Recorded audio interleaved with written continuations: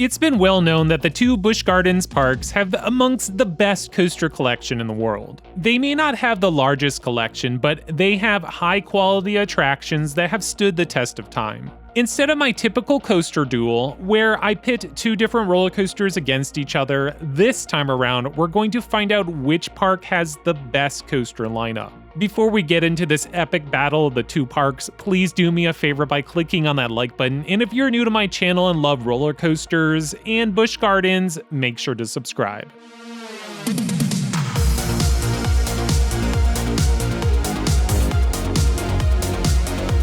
Unfortunately, this isn't going to be a perfect, clean fight. For the most part, I was able to pair off each roller coaster to a counterpart at the opposing park, but a couple I had to stretch it a little bit.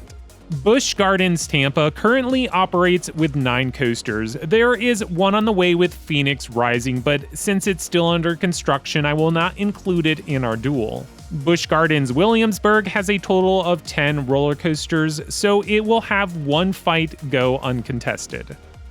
Air Grover versus Grover's Alpine Express. Our first official battle will be between our two kiddie coasters. These coasters are both cloned copies of each other, built by Zierer Model Force 190. They may offer the same level of thrills, but I think Grover's Alpine Express is the better of the two, solely on the theming. Air Grover has very minimal foliage and theming surrounding the ride, while Alpine Express has some nice foliage and a decent looking station building. Both coasters have equally themed trains, but regardless, Williamsburg gets this point.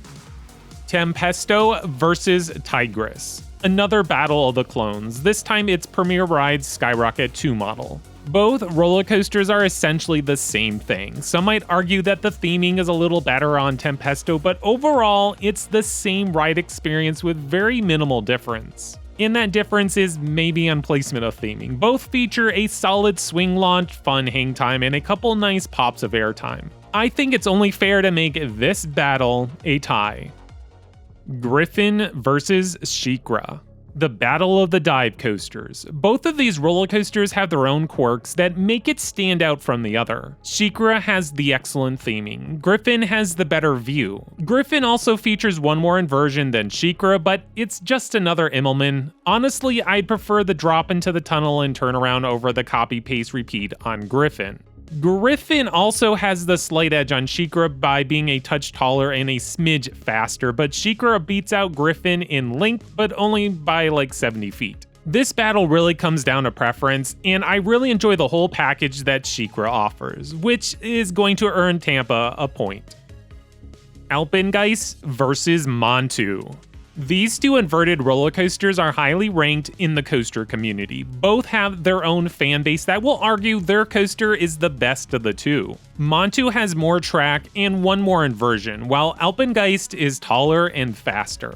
This has to be one of the toughest fights in our duel because I love both roller coasters. My last ride on Alpengeist was great. I thought that the ride was smooth and forceful. Montu was also fantastic, the pretzel loop, zero-G roll, and final corkscrew being my favorite moments of the ride. Because one coaster must prevail, and I also think Montu does have the better theming overall, I'm going to hand this fight over to Tampa.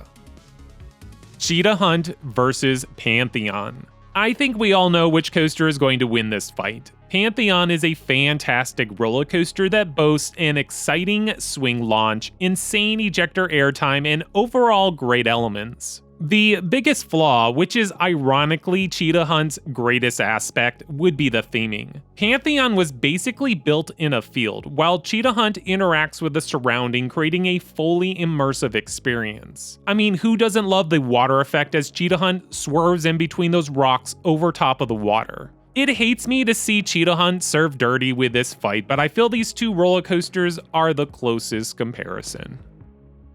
Cobra's Curse versus Verbon. Verbon had some big shoes to fill after being the successor to a beloved ride, Big Bad Wolf. Well, over its 10 plus years of operation, I think it's developed a solid fan base of its own. This family roller coaster is a well-rounded experience with 2 launches, indoor-outdoor portions, and an exciting drop track.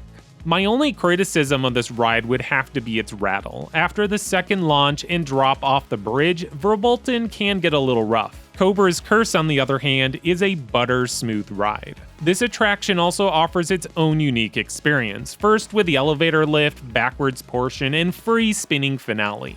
The theming is also top-notch and flows very well from station to break.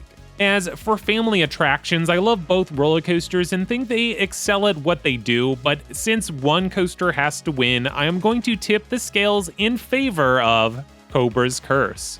The main reason would be the rattle. Verbon is the slightly more thrilling coaster, but Cobra's Curse has great theming, fun layout, excellent spinning, and butter-smooth track. Invader versus Scorpion. Both coasters are considered to be family coasters of sort, but I think Invader is the better of the two. Scorpion is really starting to show its age with a slight rattle, especially during the two helixes. It may have the edge over Invader with that solid vertical loop, but that's about it. Invader is a solid wooden roller coaster that is still pretty smooth. The airtime is great, plus I love how it can interact with the train that's going through that area. Also, the theming isn't much, but it's still more than what you would find on Scorpion. Lochness Monster versus Kumba. To be honest here, I'm not a fan of either roller coaster. Both attractions have their moments of headbanging that will send me for some painkillers after riding. Both coasters are very well integrated with their surroundings. Lochness interacts with the river, pathways, and has that long tunnel to boot. Kumba features some amazing foliage. I love how it wraps around the bridge and even has a tunnel of its own. Both roller coasters sport an iconic element. Lochness has the interlocking loops, while Kumba has its interlocking corkscrews. Sure, the loops may be more iconic, or maybe more rare is the right word, but a picture of the interlocking corkscrews are almost just as iconic. With that said though, Kumba is still the better of the two. It has more inversions, strong G-forces, and a more interesting layout. Before we get to the final showdown, one roller coaster from Busch Gardens, Williamsburg will win uncontested. That coaster is going to be Dark Coaster. There really isn't anything at Busch Gardens Tampa to compare with. The closest would have been Cheetah Hunt, but I thought Pantheon was the more logical battle partner. Busch Gardens Williamsburg earns a bonus point for this uncontested battle. Apollo's Chariot versus Iron Gwazi. Our final battle. At first I was going to pit Iron Gwazi against Pantheon, but those attractions are too different to compare. And yes, I understand they're both the best coasters at each property, but I didn't think they were compatible in a face-off. I know that you could make the same argument with Apollo and Gwazi, but they do share some similarities. Both roller coasters are hypercoasters and put more emphasis on airtime, but as I said earlier, it's almost impossible to make this a completely fair battle when comparing their coaster lineup.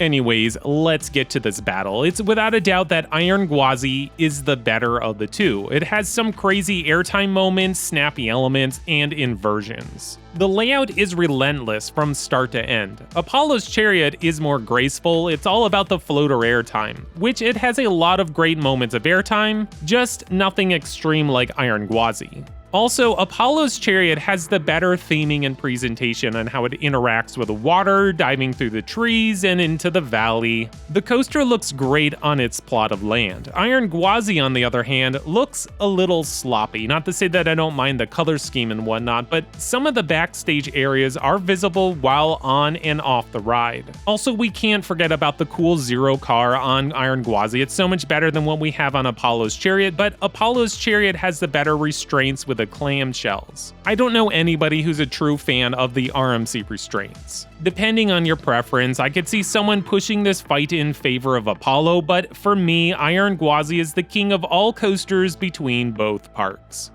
Alright, the final tally comes to 5 points for Busch Gardens Williamsburg and 6 points at Busch Gardens Tampa, making Tampa the winner of this duel. Williamsburg lost by a sliver, but it could all change once I ride the refurbished Lochness Monster or check out the new family invert coming to Tampa. Regardless of which park you go to, you can't lose when it comes to their coaster collection. If you haven't visited either park, I recommend a trip as soon as possible. Well, I hope you enjoyed this duel. Until next time, this is X Cream Thrills.